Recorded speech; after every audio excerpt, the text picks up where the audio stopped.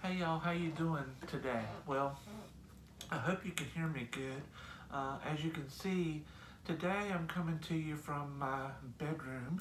This is where a lot of the magic happens, but that's a different kind of magic, if you know what I mean. But while I have you on camera, I wanted to show you, this right here is my spirit altar that I told y'all about, where I have some of my tarot cards and things related to my spiritual court and whatnot. And then that top row on that bookcase is a lot of my handwritten journals and things. But that's not why I'm making this video today. As you may notice, I'm wearing a mask, and even though I'm alone in my home, there's a reason for this. And this is the mask that I have to wear at work every day now. I work in an office environment, and due to the coronavirus, this is just a requirement now. And this is the exact kind of mask that I had to wear when I worked in the cotton mills back home.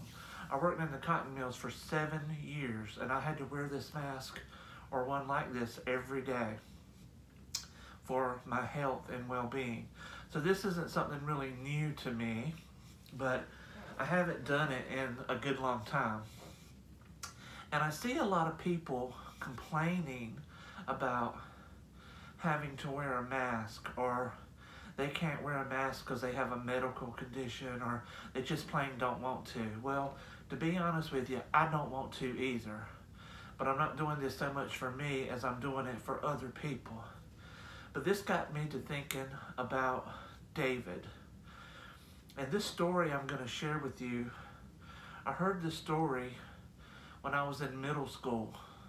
And I think it was during Black History Month.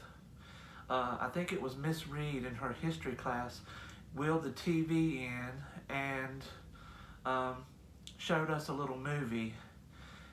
It was called David's Necklace, and it was based on a short story. I can't remember the name of the author, but maybe I can look that up later. But here's the story as I recall it. David was a slave on the plantation. And you know, back then they weren't really allowed to read or write. But one day, Master caught David reading the Bible, and he was really mad because they weren't supposed to be able to do that. Because remember, knowledge is power. But anyway, David was able to talk to Master and calm him down.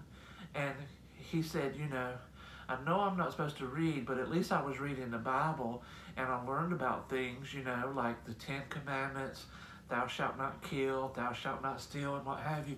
And so Master started thinking, well, maybe this is a good thing. Maybe David can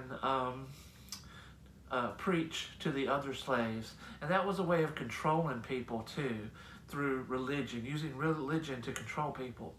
So anyway, David had a reputation for being a hard worker and being a good man. And he was popular among the slaves. Well, one day, Master brought a new slave to the plantation. And I believe her name was Daisy.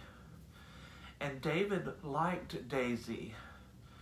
But David had a rival, and his name was Willie.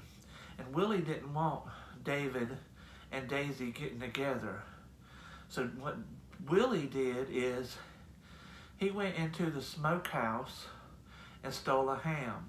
Now back in them days, they didn't have refrigeration and whatnot, so to cure the meat and to preserve it, they would smoke it in a special house where they would burn wood and leaves and whatnot and smoke the meat to preserve it.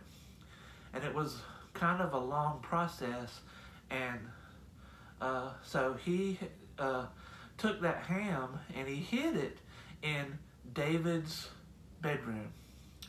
So when they found out that the ham was stolen, they went searching for this ham, and of course, they found it in David's room. And at first, Master was really mad. He said that David should get 40 lashes. Now, I can't remember if David got the lashes or not, but to teach him a lesson, they also decided that they were going to take that ham and put it on a chain. And that David was going to have to wear that chain around his neck with that ham hanging on it. Now imagine being a slave in the South, working on a plantation, picking cotton out in the hot sun with a 30-pound ham hanging from your neck on a big old iron chain. Well, at first people didn't want to believe that David was guilty, but Willie, he really worked on the people, and slowly more and more people started believing that he stole this ham and that he wasn't the good man they thought he was. And so they started shunning him. Nobody wouldn't have anything to do with David.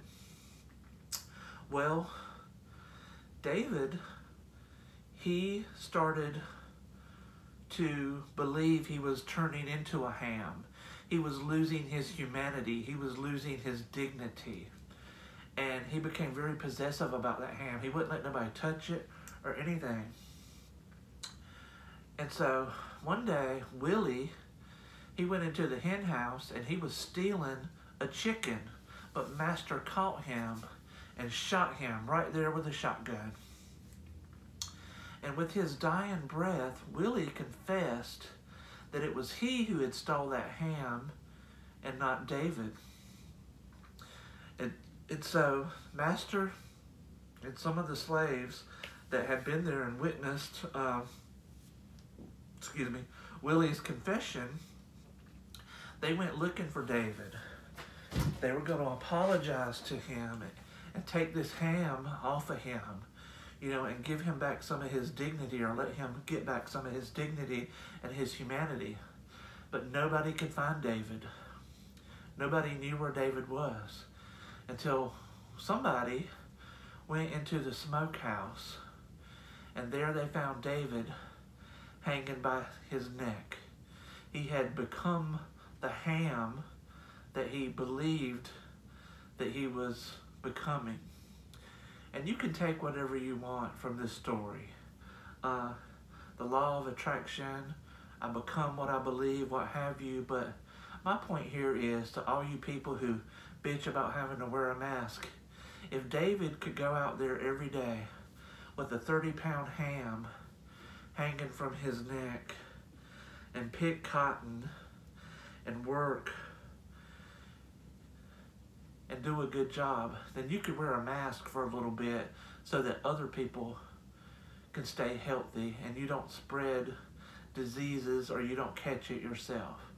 But anyway, that's the story of David's necklace, and I just hope you listen to this story and you take it to heart and you learn something from it. And until next time, like I always tell y'all, make good choices, do good things, and be good people.